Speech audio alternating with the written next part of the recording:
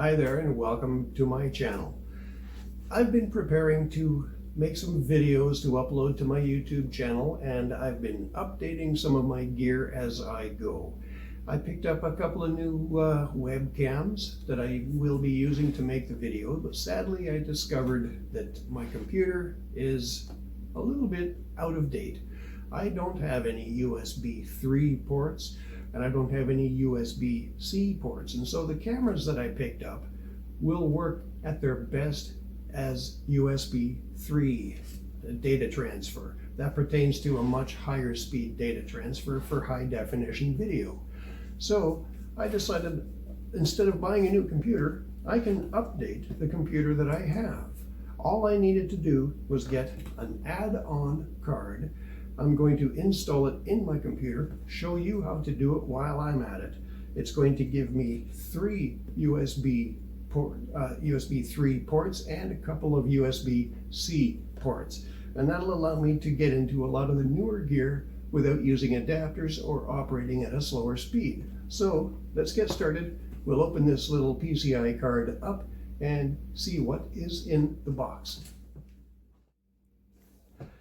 This is a Vantech 5-port USB 3.2 PCI Express host card. I'm going to install it into my computer and we'll see how well it picks up all of my new equipment. Let's just open this up and have a look and see what is in this box. Should be a very simple installation.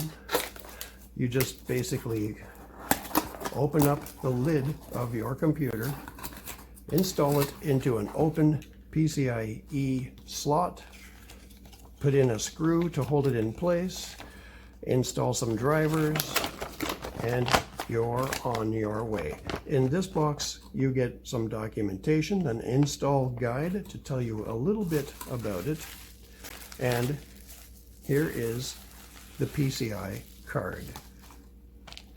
It's wrapped in a static bag, of course, as is usual. That's the norm whenever you buy a computer card. This is going to give me 3 USB 3 sockets and 2 USB-C sockets. I'm looking forward to putting this in the computer. There is a serial ATA for power port connection here, and that will supply whatever power needs come up. The first thing to do with the power turned off, just disconnect everything that is currently plugged in to the computer. Going around the back of the computer, pull out the power cables, the USB cables, the keyboard, the mouse, any sort of dongles that you might have connected, the sound. Just pull out everything, and the monitor as well. You have to unscrew those 2 thumb screws that are attached to that connector, so it's a little bit more effort, but make sure everything is unplugged because we're going to open up the computer. Now take the tower, pick it right up and put it up onto a stable surface, and we're going to take the side panel, the access panel, right off and open it up so that we can get to the insides of the computer and get to all of the slots that we're going to need. You might have to clean out your computer. So now looking inside, I can see that this is the PCIe slot that best matches our card. This is also a PCIe of a different type, and these 2 white ones are PCI slots of an older type that is far slower than what we want. So we'll use this first one. Now that we've decided what slot to use, we need to remove the back plate that protects the rear of the computer and keeps dust from getting inside. These green buttons just pop open, revealing this lever plate which holds down all of those back panel blank plates. Slide out the one that we want to use, the one opposite the slot that we're going to insert the PCIe card into. Now grab the card, the PCIe card, and gently remove it from the static bag that it should still be in for safekeeping, and align it with the slot Gently now put it into the slot, line it up, make sure it's in the correct position. The plate that contacts the rear of the computer needs to be in exactly the right position so that it inserts properly and snaps down just like a piece of Lego with electronics on it.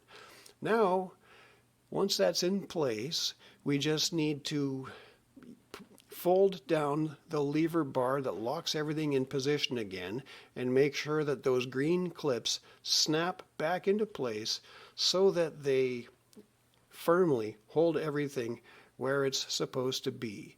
And that is just about all that there is to that step. Be careful though, you don't want to break anything. Now we're going to connect the SATA power to the card. Remember, there was a socket on the rear of the card inside the computer. This is a SATA power connector. It's going to plug in right there. Let's just take a little bit closer look. We can zoom in a little bit. It's going to be grainy. Sorry about that.